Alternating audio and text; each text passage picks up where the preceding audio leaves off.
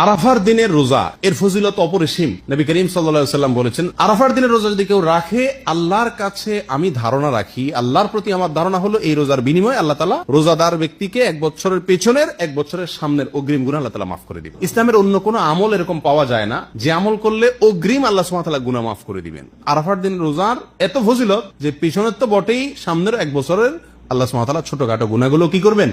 মাফ করে দিবেন। অতএব আরাফার দিনের রোজা আমাদের সকলের রাখা উচিত। কিন্তু এই রোজা রাখতে গিয়ে একটা বিভ্রান্তির মুখোমুখি আমরা হই, একটা প্রশ্নের মুখোমুখি আমরা হই। সেটা হলো যে আমরা আরাফাতের দিনের রোজাটা বাংলাদেশে মানুষেরা কোন দিনে রাখবো? আমরা কি 9 তারিখে রাখবো নাকি 8 তারিখে রাখবো? কারণ হাজী সাহেবরা আরাফাতে যেদিন অবস্থান করেন সেদিন আমাদের দেশে 8 তারিখ হয়, চাঁদের কি থাকে? 8 তারিখ থাকে। তো আমরা কি হাজী সাহেবরা আরাফাতের মধ্যে অবস্থান করছেন সেদিকে তাকায় 8 তারিখেই রাখবো, নাকি হাজী সাহেবরা সৌদি আরবে যেহেতু 9 তারিখে আরাফাতের ময়দানে অবস্থান করছেন, অতএব ওই 9 এর দিকে তাকে আমরা 9 তারিখে রাখবো? এটা নিয়ে একটা ধোঁয়াশা, একটা প্রশ্ন আমাদের ভেতরে কমবেশ আছে।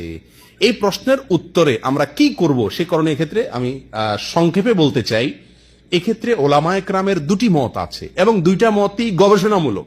এর কোনোটাই কোনো হাদিস থেকে স্পষ্টভাবে সমর্থিত না, বরং উভয় মতই যার যার বুঝ এবং গবেষণা লব্ধ। কোনোটিকেই সঠিক বা ভুল এটা বলা বুদ্ধিমানের কাজ হবে না। অনেক ওলামায়ে কেরাম বলেন, আমরা হাজী সাহেবরা আরাফাতের ময়দানে যেদিন অবস্থান করবেন, পৃথিবীর সকল প্রান্ত থেকেই আমরা হাজী সাহেবদের ওই অবস্থানের, আরাফাতের অবস্থানের দিনেই কি রাখবো? রোজা রাখবো। এটাই হলো আরাফাত দিনের রোজা। যদি সেদিন কোনো দেশে ঈদ না হয় তাহলে আমরা রাখবো, সেটা আমার দেশে 8 তারিখ হোক 7 তারিখ হোক, দেখার দরকার নেই। এটা হলো অনেক ওলামায়ে কেরামের মত।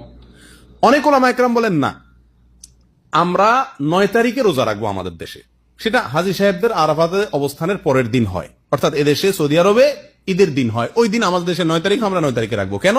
কারণ নবী করিম সাল্লাল্লাহু আলাইহি ওয়াসাল্লাম যে আরাফাতের দিনে রোজা রাখতে বলেছেন, আসলে 9 তারিখকে, জিলহজের 9 তারিখকে আরাফাতের দিন বলা হয়। এখানে তারিখটা হলো উদ্দেশ্য, আরাফাতের দিন এটা হলো শুধুমাত্র নাম। জিলহজের 10 তারিখে ইয়মুন নাহর বলা হয়, জিলহজের 9 তারিখে ইয়মে আরাফা বলা হয়, জিলহজের 8 তারিখে ইয়মুত তারবিয়া বলে। এগুলো হলো এই দিনগুলোর এক একটা নাম। যেহেতু নবী সাল্লাল্লাহু আলাইহি ওয়াসাল্লাম আরাফার দিন রোজা রাখতে বলছেন, অতএব 9 তারিখে রাখবেন, এরকম একটা মত ওলামায়ে কেরাম বলেন। এখন আমরা কোন দিকে যাব? 8 তারিখে রাখবো নাকি 9 তারিখে রাখবো?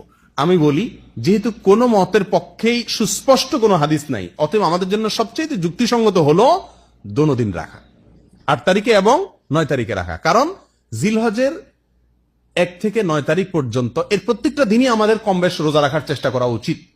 নবী সাল্লাল্লাহু আলাইহি ওয়াসাল্লাম বলেছেন, মা মিন আইয়ামিন আল আমালুস সালিহু ফীহিন্না আহাব ইলাল্লাহ মিন হাযিহিল আইয়াম। জিলহজের 10 দিনের চাইতে অন্য কোন দিনে আমল আল্লাহ তাআলার কাছে বেশি প্রিয় না। এই জন্য ওলামায়ে কেরাম বলেন যে এই 10 দিনের